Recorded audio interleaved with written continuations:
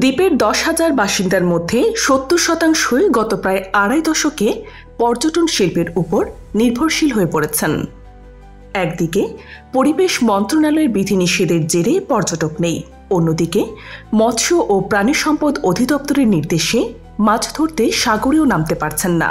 এই দুই নিষেধাজ্ঞার কবলে পড়ে চরম দুর্দিন যাচ্ছে দেশের একমাত্র প্রবাল দ্বীপ সেন্ট মার্টিনের বাসিন্দাদের। বঙ্গোপসাগরের কোলের এই দ্বীপের 10,000 বাসিন্দার মধ্যে 70% গত প্রায় আড়াই দশকে পর্যটন শিল্পের উপর নির্ভরশীল হয়ে পড়েছেন, আর বাকি প্রায় 1,600 জেলে পরিবারের সদস্যদের একমাত্র অবলম্বন দরিয়া। এখন এই দুই পেশা বন্ধে দ্বীপের বাসিন্দাদের দুর্দিন শুরু হলেও সেখানকার প্রকৃতিতে ফিরে এসেছে সুদিন। কারণ দ্বীপে বাইরের কোনো মানুষ নেই, নেই কোনো কোলাহল, পরিবেশ দূষণ নেই, প্রকৃতি নিজের মতো করেই যেন অপরূপ সৌন্দর্যে ফিরেছে। তবে এই প্রশ্ন তুলেছেন দ্বীপবাসী, মানুষকে চরম দুর্দিনে ঠেলে দিয়ে দ্বীপ নিয়ে এত কেন রাগঢাক তাদের সঙ্গে?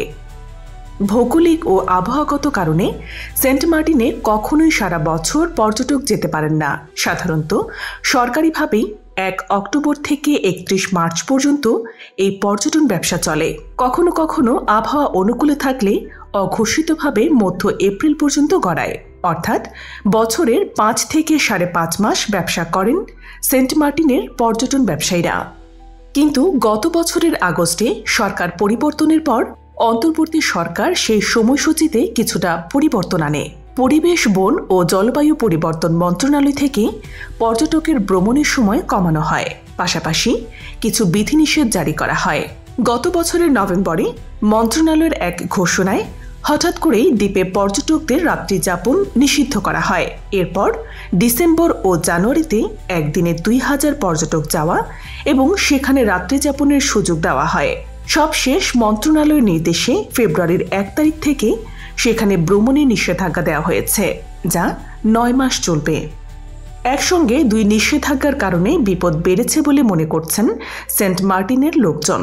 সেন্ট মার্টিন ইউনিয়ন পরিষদের সাবেক সদস্য ও বাজার কমিটির বর্তমান সভাপতি হাবিবুর রহমান বলেন, বাংলাদেশের ভূখণ্ড হওয়া সত্ত্বেও সেন্ট মার্টিন এবং সেন্ট মার্টিনের অধিবাসীদের নিয়ে সরকারের এ ধরনের আচরণ রহস্যজনক বলে মনে হয়।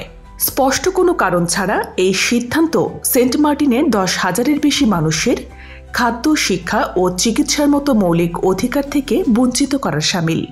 দ্বীপবাসী চরম অনটনে রয়েছে। হাসপাতালে ডাক্তার না থাকায় দ্বীপের মানুষ চিকিৎসা পাচ্ছে না। দ্বীপের অসংখ্য মানুষ টেকনাফ এবং কক্সবাজারে কাজের সন্ধানে দ্বীপ ছেড়ে গেছে। তিনি বলেন, সরকারের নতুন সিদ্ধান্তে পর্যটন নির্ভর দ্বীপবাসী অনাহারে দিন কাটাচ্ছে। এভাবে চলতে থাকলে চরম দুর্ভিক্ষের কবলে পড়বে দ্বীপবাসী। সেন্ট মার্টিন ইউনিয়নের একজন রাজনৈতিক নেতা বলেন, একসময় এখানকার মানুষ জীবিকা নির্বাহ করতেন মাছ ধরে ও চাষাবাদ করে। 2000 সালের পর এখানে পর্যটকদের যাতায়াত শুরু হয়। পর্যটকরাই এখানকার মানুষের আয়ের নতুন পথ খুলতে সাহায্য করেন। এখন দ্বীপটির অধিকাংশ বাসিন্দার আয়ের বড় অংশ পর্যটনের উপর নির্ভরশীল। সেটা বন্ধ হয়ে গেলে তো বড় বিপদ, দুর্দিন আসবে। মানুষ যাবে কোথায়? কক্সবাজারের জেলা প্রশাসক মোহাম্মদ সালাউদ্দিন বলেন, সেন্ট মার্টিন দ্বীপের স্থানীয় বাসিন্দাদের বিকল্প আয়ের বিষয়টি সরকারের নজরে আছে। বিকল্প কর্মসংস্থানের উদ্যোগ নিয়ে বিভিন্ন প্রকল্পের প্রস্তাব পাঠানো হয়েছে। শিগগিরই তা বাস্তবায়ন করা হবে।